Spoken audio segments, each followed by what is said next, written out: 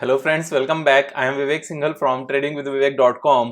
और आज हम बात करने वाले हैं निफ्टी के बारे में। निफ्टी, बैंक निफ्टी, दोनों चीजों को हम यहाँ पर डिस्कस करेंगे और देखेंगे कि आगे का माहौल किस तरह का नजर आता है, क्योंकि आज मार्केट में अच्छी खासी गिरावट हुई है।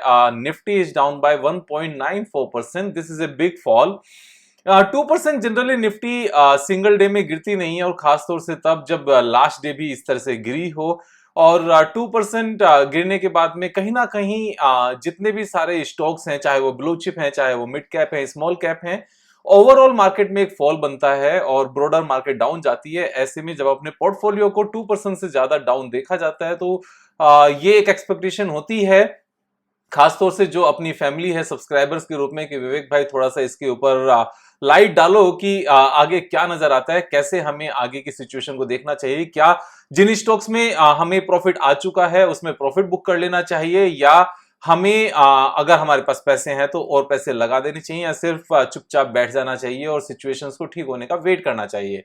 तो एक चीज मैं आगे बताना चाहता हूं कि जब भी इस तरह का 2% या उससे ज्यादा का फॉल आता है मार्केट में, हम हमेशा क्या करते हैं, सीधा सीधा उसके रीजंस ढूंढने की कोशिश करते हैं। हम न्यूज ढूंढने की कोशिश करते हैं that what are the exact reasons of this fall, और ऐसे में ये हमारी एक बड़ी गलती होती है। तो मेरा कहना यहाँ पर क्या है, जो चीज आगे से चल के आपने ठीक करनी है, रीजंस ढूंढने के बदले हमें चार्ट पैटर्न ढूंढना चाहिए कि चार्ट पैटर्न बन क्या रहा है और चार्ट्स पर किस तरह की गिरावट नजर आ रही है। तो जब हम बात करते हैं कि एक का बहुत बड़ी गिरावट आई है, तो अगर हम सिर्फ और सिर्फ आज की कैंडल देखने लगे, then this is a fall यहां पर नजर आ रहा है आपको। और yesterday there was a fall, लेकिन ओवरऑल अगर पिछले 3 मंथ्स के कंपैरिजन में देखने लगे, अगर हम 16-17 जून को जो इसने बॉटम बनाया था, तब से अब तक की सिचुएशन देखने लगे, तो there is a good rally in the market during last 3 months, we can see that. और इसके चलते तो यहां पर कुछ भी ऐसा फॉल नजर नहीं आ रहा है। तो हमेशा ऐसे में घबराने की जरूरत नहीं होती, सबसे पहले चार्ट पैटर्न को देखने की जरूरत होती है। इसी तरह की निफ्टी को लेकर मैंने एक वीडियो बनाई थी 3 weeks back, Nifty where is the support. मैंने उसमें एक चार्ट पैटर्न बनाकर दिखाया था कि किस तरीके से निफ्टी यहां से बिहेव कर सकती है। तो ये किस डे की कैंडल है, कब चार्ट, ये मैंने कब डिस्कस किया था, दिस वाज डिस्कस्ड ऑन 22 अगस्त। आज अभी 16 सितंबर है, 3 वीक से ज्यादा हो गए हैं। और जिस तरीके से मैंने यहां पर आप देख सकते हो किस तरह से चैनल बनाया था कि निफ्टी यहां से ऊपर को गई है, यहां एक फ्लैग पैटर्न बन सकता है, एक डाउन ट्रेंडिंग चैनल बन सकता है, and it can take a support at 16,776, और उस टाइम पर निफ्टी थी 17,490। इस रेंज में ये ऐसे चल सकती है, फिर उसके बाद में ऊपर से ऊपर जाएगी यहां से। क्या निफ्टी ने एग्जैक्टली सेम तरीके से बिहेव किया है? अगर मैं ड्राइंग को वापस से दिखा दूं, तो मैंने अभी तक ड्राइंग को हटाया नहीं था, और हटाया भी शायद इसलिए नहीं था क्योंकि बाद में 2-3-4 वीक्स बाद वीडियो मुझे बनानी पड़ेगी। तो मैं सेम अगर ड्राइंग को रखूंगा तो आप सबके सामने दिखा पाऊंगा कि किस तरीके से निफ्टी ने सेम तरीके से अभी तक बिहेव किया है। जैसे एक रेंज में हम चलने की बात कर रहे थे नीचे की तरफ को, एग्जैक्टली इसी तरीके से निफ्टी ने अभी तक बिहेव किया है। अब पॉइंट आता है, विवेक भाई इतनी सारी बातों का पहले से पता कैसे चलता है?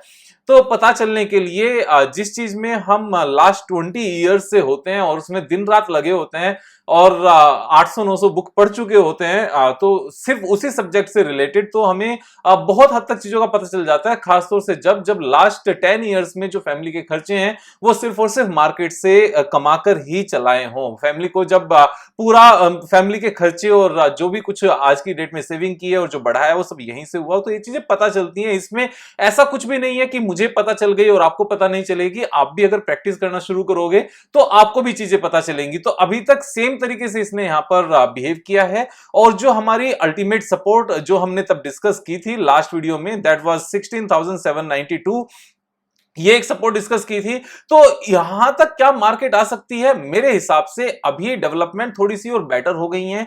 यहां तक आना मुझे थोड़ा सा मुश्किल नजर आ रहा है, लेकिन आ सकता है, लेकिन थोड़ा सा मुश्किल है। मुश्किल क्यों है? क्योंकि अभी जो चार्ट पैटर्न बन रहा है वो उससे भी बेहतर चार्ट पैटर्न बन रहा है। वो चार्ट पैटर्न क्या है, मैं पहले तो एक चीज बता दूं, जब भी टॉप से कभी रिवर्सल आता है तो वो हमेशा रिवर्सल वी शेप में आता है, ए शेप में आता है। बेसिकली ऊपर गया नीचे आया, सेम ऊपर गया नीचे आया, और सेम ऊपर गया नीचे आया, और यहां पर भी ऊपर गया नीचे आया लेकिन नीचे गया नहीं, और फिर यहीं पर रुक गया, और ये एक बेसिकली कंसोलिडेशन बन गया। तो जब भी टॉप पर आकर 3 रिवर्सल्स के बाद कंसोलिडेशन बन जाए तो वो एक इस बात का सबूत होता है कि इस बार ये नीचे नहीं जाने वाला, ये नीचे नहीं जाएगा, बल्कि ये यहीं से उठकर ऊपर जाने वाला है। So I was talking about the point जहां पर हम एक डाउन ट्रेंडिंग फॉल में थे, और ये बेसिकली कंसोलिडेशन वाला पार्ट था। This was not a steep downside, steep dive नहीं थी ये नीचे को, कंसोलिडेशन था निफ्टी में।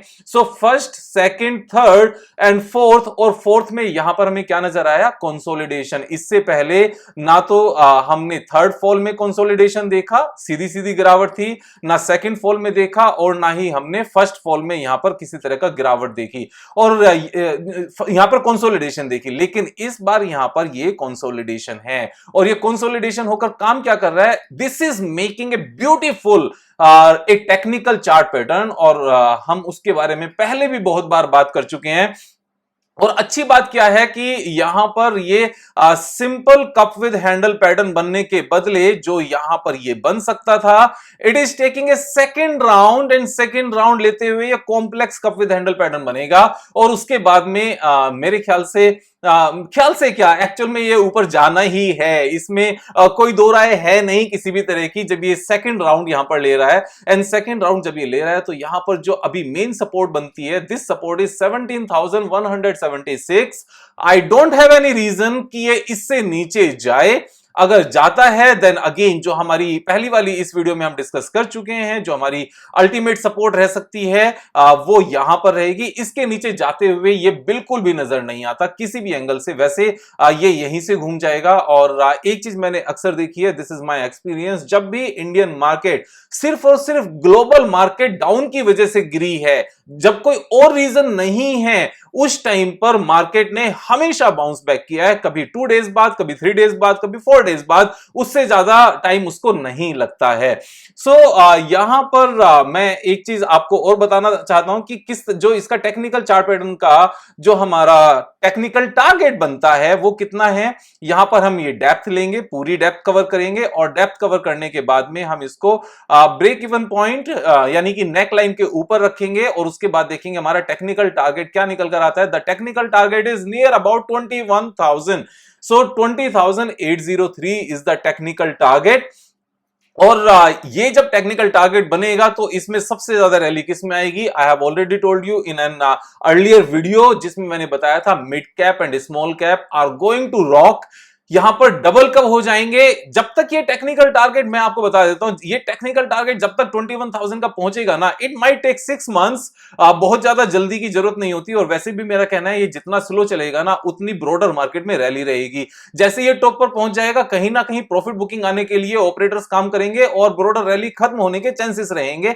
लेकिन अगर ब्रॉडर रैली बनी रहनी है तो इसका धीरे धीरे ऐसे ही चलते रहना हम सबके फेवर में है। जितना ज्यादा स्लो चलेगा, जितना ज्यादा टाइम लगाएगा, उतना अच्छा है। तो टारगेट इज 21,000। इसको सपोर्ट कौन करेगा ये भी मैं आपको एक बार बता देता हूं। अगर हम यहां पर बैंक निफ्टी ओपन करने लगे, बैंक निफ्टी के केस में आपको एक चीज मैं बता देता हूं। बैंक निफ्टी ने फिलहाल 2 डेज बैक जो यहां पर क्लोजिंग दी थी, that was the life time high closing. मैं लाइफ टाइम हाई पहले मार्क कर लेते हैं। What was the life time high? Life time high हमारा ये था जो yesterday life time high was 41,845, और यस्टरडे इसने टच किया था। डे बिफोर यस्टरडे जो हाईएस्ट एवर क्लोजिंग थी, दैट वाज 41,400, और ये इससे पहले कभी भी इस लेवल पर क्लोजिंग नहीं हुई थी। So bank Nifty will be supporting Nifty here. और इसमें एक और मैं आपको अच्छी बात बता दूं कि जब ये पर्टिकुलर रैली बैंक निफ्टी में आ रही थी, तो इससे पहले कितने रेसिस्टेंस थे मैं आपको एक बार ये काउंट करा देना चाहता हूं। रेसिस्टेंस नंबर 1 जो सबसे पहले आया, रेसिस्टेंस नंबर 2 जो उससे ऊपर था, रेसिस्टेंस नंबर 3 जो उससे ऊपर था, रेसिस्टेंस नंबर 4 जो उससे ऊपर था, एंड रेसिस्टेंस नंबर 5 जो यहां पर है। तो मैं एक बार अगर इसकी काउंटिंग मेंशन भी कर दूं, 1 resistance number 2, resistance number 3 and resistance number 4 and resistance number यहां पर जो ये 5 है, 5 रेसिस्टेंस नंबर। अब इस पर्टिकुलर केस में क्या नजर आता है कि ना तो इस पर्टिकुलर जो फर्स्ट रेसिस्टेंस है यहां पर इसने किसी भी तरह का रेसिस्टेंस दिखाया, इसको क्रॉस करके ले गया। मींस जिन लोगों ने यहां पर सप्लाई की थी इस टाइम जो बायर ऑपरेटर है उसने इसको बिल्कुल देखा भी नहीं, इसकी कोई रेस्पेक्ट नहीं की और सारा माल यहां से भरकर ले गए। जो सेकंड राउंड वाला रेसिस्टेंस था यहां पर भी किसी तरह की कोई रेसिस्टेंस शो नहीं हुआ, लगातार यहां से तेजी से ऊपर गया। जो थर्ड है, थर्ड यहां पर थोड़ा सा फेस हुआ एंड यही मैं बात आपको कह रहा हूं कि जब भी कभी नीचे की तरफ को आने की कोशिश करे और किसी रेसिस्टेंस पर यहां पर एक रेंज बन जाए, आप दोबारा से समझना जो मैं चीज कह रहा हूं, अगर लास्ट रेसिस्टेंस पर कहीं पर एक रेंज बन जाए, रेंज बाउंड ट्रेडिंग हो जाए तो वो स्ट्रांग होती है। वहां पर घबराने के बदले हमें यह समझ जाना चाहिए दैट दिस टाइम जितना भी माल बिकने को आ रहा है इस लास्ट रेसिस्टेंस पर,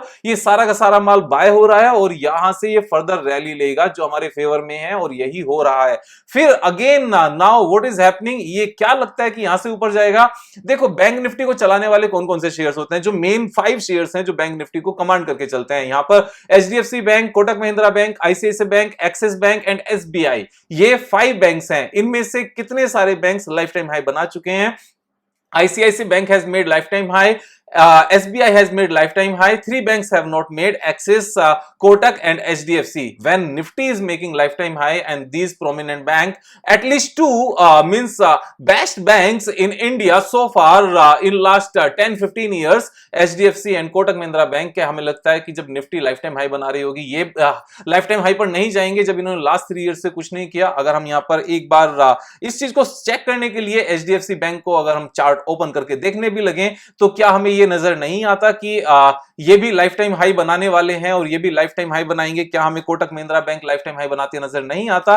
of course they will be making life time high. और जब यहां से ये लाइफ टाइम हाई की तरफ चलेंगे तो क्या रिजल्ट निकलेगा? जो बैंक निफ्टी है, बैंक निफ्टी फर्दर ऊपर जाएगी और फर्दर ऊपर उसका जाना बनता भी है क्योंकि यहां पर bank Nifty has already made a cup with handle pattern. Nifty तो अभी बना रही है, ये ऑलरेडी बना चुका है और बैंक निफ्टी के केस में जो हमारा टेक्निकल चार्ट पैटर्न कहता है उसमें हमारे काफी अच्छे लेवल्स यहां पर नजर आते हैं। और वो कितने लेवल्स हैं मैं आपको दिखा देता हूं। यहां पर the technical target in case of bank Nifty is coming 46,830। तो यहां से एक अच्छी खासी बढ़त है और इस बढ़त को जो बचे हुए बैंक्स हैं वो पूरा करेंगे और इसी चीज को पूरा करते हुए यहां पर निफ्टी को सपोर्ट मिलेगी और निफ्टी ऊपर जाएगी। Thank you so much. तो कल फिर मिलेंगे एक नए वीडियो के साथ। अगर सब्सक्राइब नहीं किया है तो सब्सक्राइब कर लें और दोस्तों के साथ शेयर कर लें क्योंकि यहां से निफ्टी और बैंक निफ्टी दोनों ऊपर नजर आती है। दिल थाम कर बैठो, आराम से, hold tight. We must know what we have bought. और जब उस चीज को समझ में आती है कि हमने क्या खरीदा है, क्यों खरीदा है,